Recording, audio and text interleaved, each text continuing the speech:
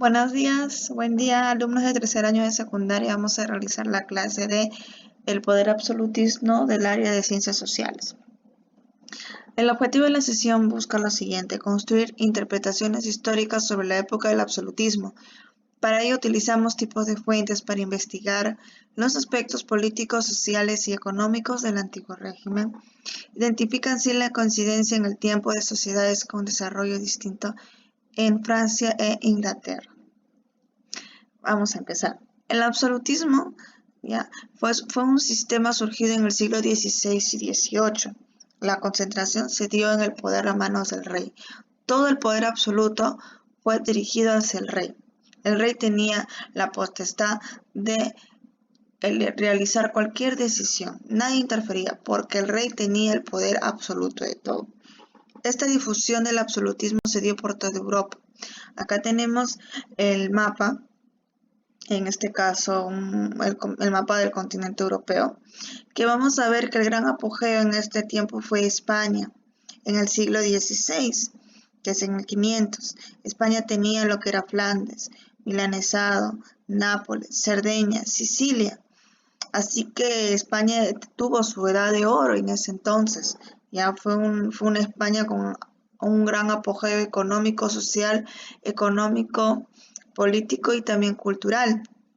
Bien, pero siempre su enemigo fue Francia. Francia buscaba realizar estas guerras a España porque Francia tenía bastantes territorios, no solamente en Europa, recordamos también en América, porque había invadido lo que es América, aparte de México y de Perú, ¿no?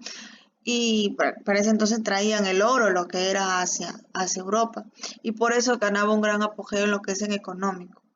Luego tenemos Francia, ¿no? Acá, por ejemplo, el Franco Condado, Flandes, ¿no? En el cual Francia combatía, porque acá era lo que era la economía, acá era lo que estaba Inglaterra, acá estaban los puertos de Inglaterra. Y para esto, Francia tenía este gran imperio. En ese entonces, el monarca más conocido fue Carlos V, que le llamaban el emperador, porque tenía parte de España y también, también tenía la regencia de que eran los Habsburgos de Alemania. Por eso le decían Carlos V el rey emperador.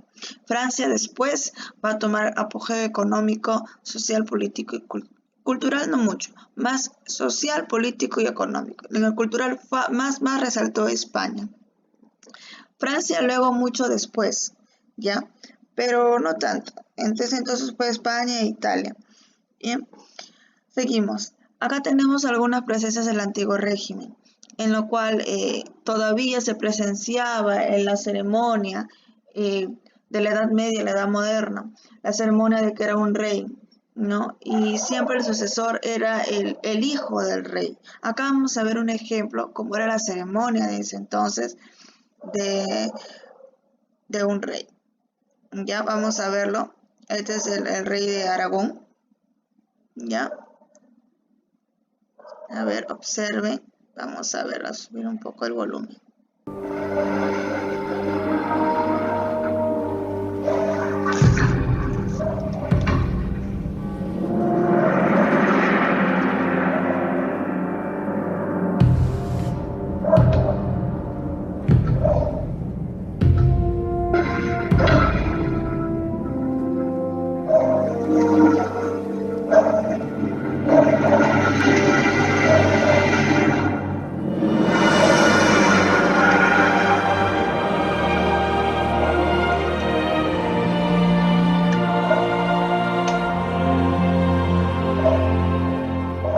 Yo, Fernando, rey de Aragón, de Valencia, de Mallorca, de Sicilia, de Cerdeña y conde de Barcelona,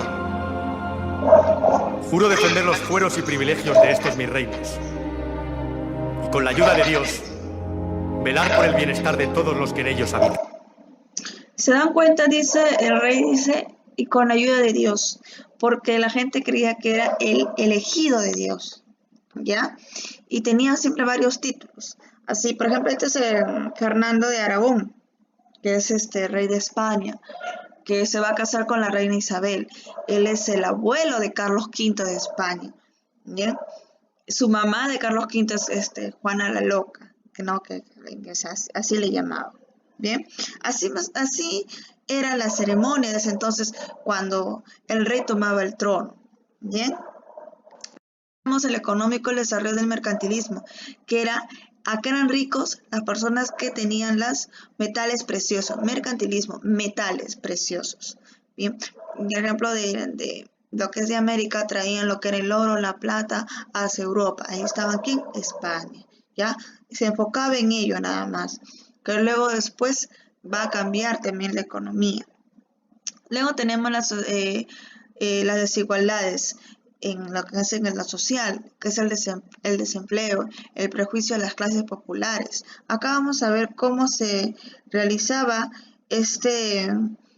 cómo era la vida cotidiana. Vamos a ver en este video en ese entonces, en el siglo XVI, XVII, XVIII, cómo era la vida en las clases populares. Observen un rasgo.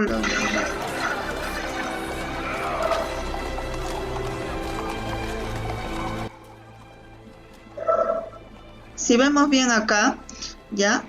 Acá se está observando cómo el pueblo, ¿ya? Buscaba en las plazas sobrevivir. Hacían cualquier trabajo con tal de ganarse un pan al día a día, ¿no? Literalmente era así. Bien, vemos también la diferencia de las clases sociales. Vemos acá, por ejemplo, cómo el pueblo, su forma de vestir, ¿por qué el joven se tapa con un pañuelo lo que es en la nariz? Porque en esa época no había lo que es un desagüe y, y en ese entonces el olor era muy fuerte lo que era, porque la gente en ese entonces no se bañaba muy seguido. La clase alta se enfocaban en comprar telas, se enfocaban en lo que es la moda de ese entonces, de una peluca, buscar los mejores alimentos, era como una feria, ¿ya? Pero acá el más perjudicado, si vemos bien, son las clases populares. ¿Por qué? Porque las clases populares, estamos viendo observando en el video, de que tenían sus vestimentas prácticamente de días, semanas, meses, ¿no? Era el primer vestido que le daban y siempre vivían al día a día nada más, ¿ya? ¿Y quién eran las que despilfarraban siempre el dinero? Los que despilfarraban siempre el dinero ha sido lo que es la monarquía. Por eso muchos querían que se derroque la monarquía, que eso va a suceder muy tiempo después. El dinero, lo que pagaban los impuestos del pueblo, ya se enfocaban en lo que eran las últimas modas, en los zapatos, comprar nuevas telas, ya en hacer nuevos diseños. Por ejemplo, también en hacerle reuniones con un gran banquete. Acá tenemos, por ejemplo, la reina de María Antonieta. Bien. Luego, acá, por ejemplo, vamos a ver cómo se confeccionaban zapatos del último modelo. Pero los zapatos que ella compraba no era que lo compraba en una tienda, lo mandaban a hacer, ¿ya?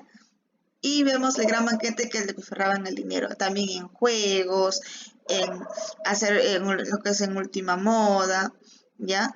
Contrataban a su propio estilista, su propio, en cual le van a hacer el maquillaje, peinados de peinados de la última moda. Eso nada más se dedicaban en gastar el dinero y el dinero y el dinero. Mientras que el pueblo, ya, sufría de hambre, sufría penuria, estaba en extrema pobreza. Luego vamos a ver las teorías del absolutismo. Tenemos dos de estos personajes principales que también están en tu ficha. Tenemos a este obispo, que es Jacques, me parece, ¿ya? En el cual él decía que el rey era elegido por Dios. El rey se le tiene que respetar porque es el elegido por Dios. Si Dios lo ha elegido, nosotros tenemos que obedecer su voluntad, según él. Entonces Thomas Hobbes no creía mucho de que sí era elegido por Dios, pero sí creía que una monarquía absoluta era el único sistema de garantizar la paz social, de poder controlar un pueblo donde hay una desigualdad social, donde hay una extrema pobreza. Porque si vemos bien, en ese entonces el pueblo era muy católico, era muy creyente en Dios. Y si obedecías al rey es como estuvieras obedeciendo a Dios. Por eso él decía que estaba bien muy la técnica que se utilizaba en ese entonces, ¿ya? Lo que era el aspecto político. En lo económico también, porque en lo económico recuerden que en ese entonces eran el mercantilismo, que era ser más rico a través de las piedras, de los metales preciosos o piedras preciosas también. Luego tenemos el absolutismo y los parlamentos, que esto luego va a surgir primero en Inglaterra. que luego va a perjudicar al absolutismo.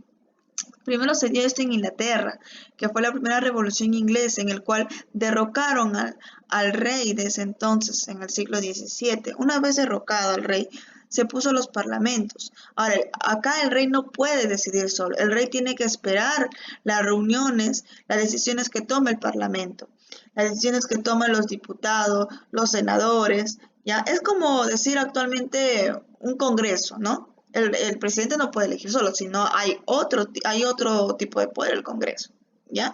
Por eso el rey ya no tenía todo lo que es el poder absoluto. Y acá ya estaba cambiando este sistema y ya empezó a existir los parlamentos. Una vez que fue dado este parlamento, con la caída del rey, se realizaron los siguientes decretos. La supremacía del parlamento sobre el rey, la separación de poderes, los derechos individuales, ¿ya?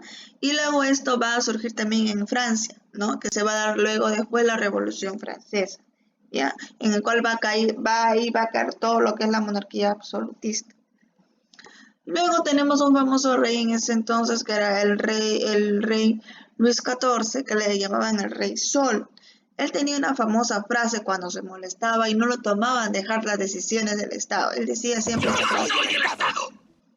Sí, decía eso. Yo soy el Estado, decía. Era una famosa frase. ¿Ya? Acá tenemos a Luis XIV, llamado el Rey Sol, en el cual se casó con María Teresa de Austria, que es de España. Este rey es el más resaltante porque en Francia él ayudó a que Francia saliera adelante lo que es en el aspecto económico. Recuerden bien que antes de Francia estaba España como apogeo económico. Y este rey va a derrocar a lo que es a Francia en lo que es en el apogeo económico, a España, disculpe. En el cual España va a entrar en crisis económica. ¿Por qué? Porque solamente buscó España traer los metales preciosos a lo que es Europa, traer el oro y la plata, pero no lo procesó. Solamente se llenaba de oro y plata, nada más. ¿Y qué? ¿Y qué es lo que hacía con este oro y plata que buscaba España? Buscar pagar las guerras que tenía con Francia. Y acá llamado el Rey Sol aprovechó de ello y en todo caso Francia fue ganando lo que es territorio en lo que es económico. Se casa con María Teresa de Austria.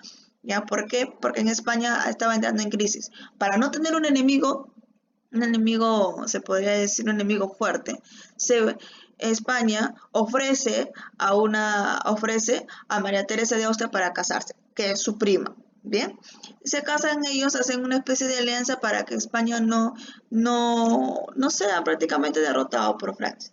Ahora, este Rey Sol, ya que tenemos, el rey Luis XIV gobernó durante 72 años, 4 meses, debido a que accedió al trono tan solo 4 años tras la muerte de su padre, de muy joven.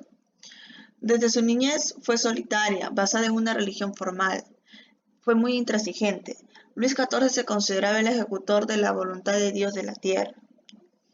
Luis XIV también se esforzó por controlar todas las actividades de gobierno, convirtiéndose en el estandarte de la monarquía.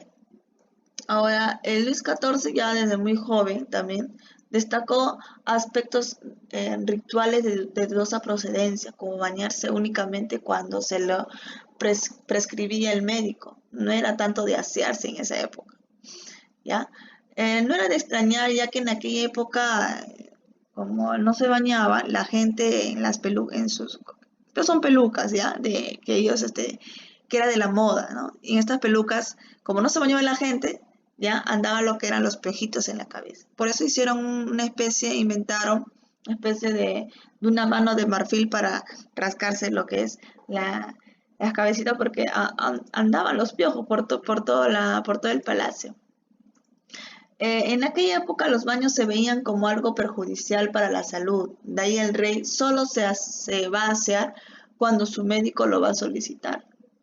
Y imagínate no bañarte una semana o un mes, ¿no? Ya, pero en ese entonces era normal. En esa época no había lo que era Sedapal, nada que ver, no había desagüe ni nada.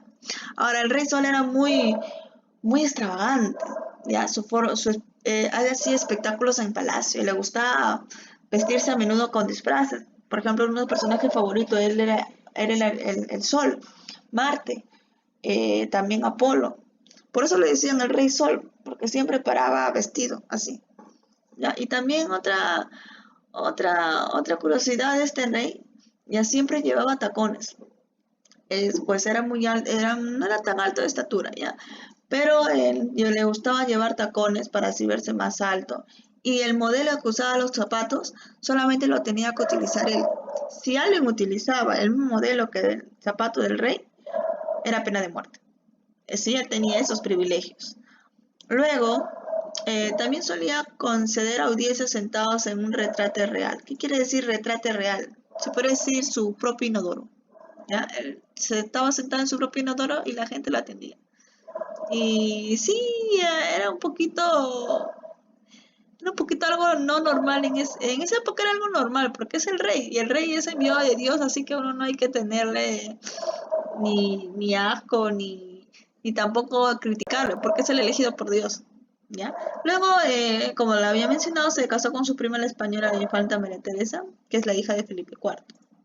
Luego, pero solamente fue feliz en su matrimonio un año, porque María Teresa queda embarazada, después para poder realizar el sucesor de quien va a ser el rey de Francia. Pero María Teresa, como estaba embarazada, el rey Sol como que ya no le parecía muy atractiva. Y era muy lujurioso el monarca porque tenía amantes oficiales y no oficiales. Y eso no era un secreto, todo el palacio lo sabía, todo Francia lo sabía. ¿Ya? Inclusive cuando muere su esposa María Teresa se casa con una de sus amantes. ¿Ya? Luis XIV fallece de gangrena el 1 de septiembre de 1715 en Versalles, 4 días antes de sus 77 cumpleaños. Y así es como el Rey Sol muere, y fue un personaje extravagante y muy significante para esa época. ¿Ya? Ahora, recuerda, ver el video atentamente, resolver en tu cuaderno la actividad, entregar a la fecha en el Classroom, y luego recuerda, no son vacaciones, quédate en casa. Gracias.